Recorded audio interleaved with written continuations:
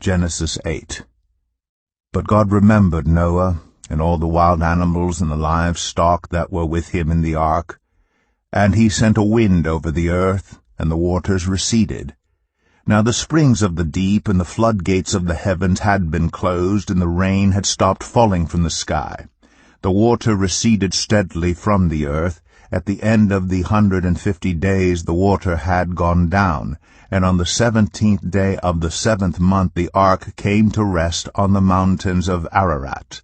The waters continued to recede until the 10th month, and on the 1st day of the 10th month the tops of the mountains became visible.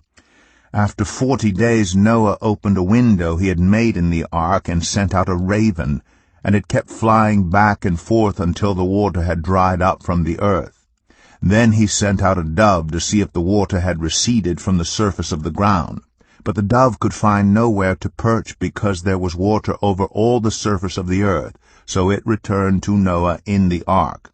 He reached out his hand and took the dove and brought it back to himself in the ark. He waited 7 more days and again sent out the dove from the ark. When the dove returned to him in the evening, there in its beak was a freshly plucked olive leaf. Then Noah knew that the water had receded from the earth. He waited 7 more days and sent the dove out again, but this time it did not return to him. By the 1st day of the 1st month of Noah's 601st year, the water had dried up from the earth. Noah then removed the covering from the ark and saw that the surface of the ground was dry. By the 27th day of the 2nd month the earth was completely dry. Then God said to Noah, "Come out of the ark, you and your wife and your sons and their wives.